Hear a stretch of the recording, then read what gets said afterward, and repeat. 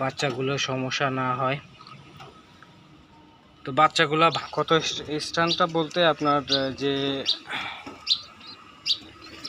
বসন্তটা হয়েছে সুস্থ থাকবে, ভালো থাকবে। আর যেরকম ফুট হয়, বসন্ত হয়,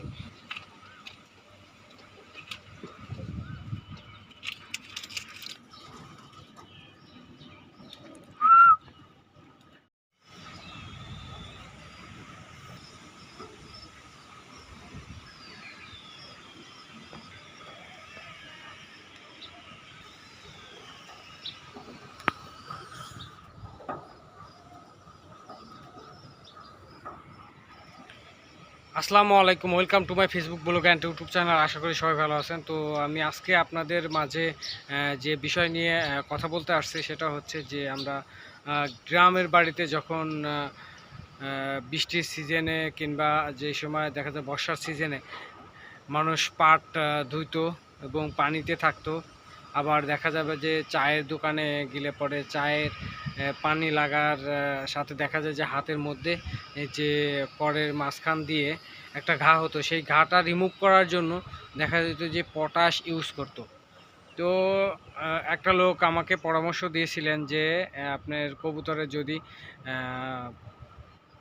বসন্ত হয় তাহলে আপনার এই অ্যাপ্লাইটা করে দেখতে পারেন, তা কি হয়। তো আমি মূলত পটাশ নিয়েছিলাম, পটাশ আর একটু হচ্ছে লোকে চুন, এটা মিক্সড করে আমি যে কবুতরের যে বসন্ত হয়েছিল সেই গুটি গুটি উঠেছিল সেইগুলায় আমি অ্যাপ্লাই করি। দেখা গেছে যে সেই ফোটে যখন আমি লাগাইছি ওই পটাশটা দিয়েছি, তখন ভাবছিলাম হয়তো কোনো কিছু হতে পারে বা কবুতরের কোনো সমস্যা হতে পারে। এই জন্য আমি আর ওইটা নিয়ে কোনো করি নাই। পরে হালকাভাবে ওইটা আমি লাগায় রাখি বাচ্চার গায়ে। বসন্ত যে ফুটগুলো হয়েছিল সেটাই আমি হালকা করে লাগাই রাখার কারণে দেখা গেল 2 থেকে 3 দিন পরেই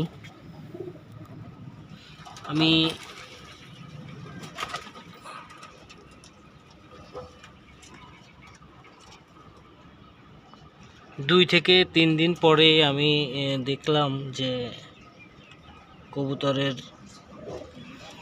বসন্ত যে দাগগুলা ছিল সেই দাগগুলা আর নেই।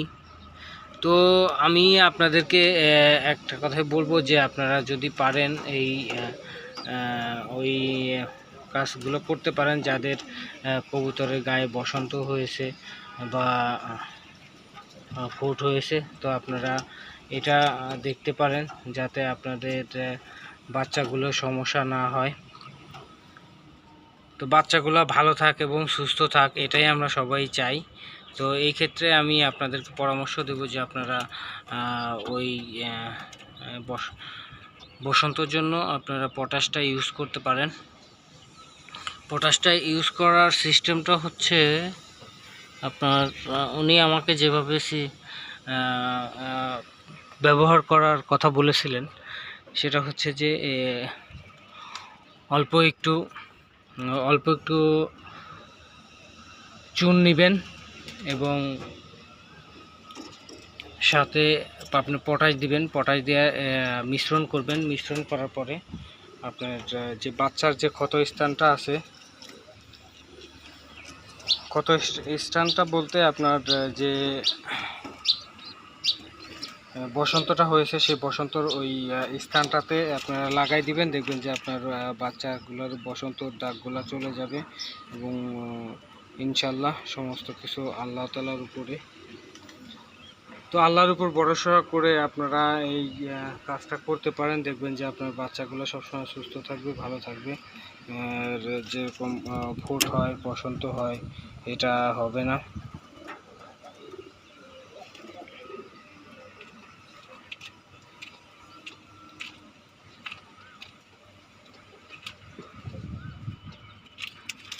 তো বাচ্চাগুলোর যদি আপনারা দেখে শুনে রাখেন তাহলে দেখা যাবে যে আপনার কবুতরগুলো ভালো আছে এবং সুস্থ আছে। তো আমরা সবাই চাই যে কবুতরের বাচ্চাগুলো যাতে সুস্থ থাকে এবং ভালো থাকে।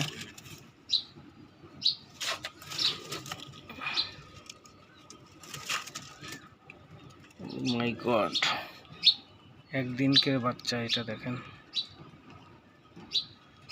একটা ছোট একটা বড় হয়েছে।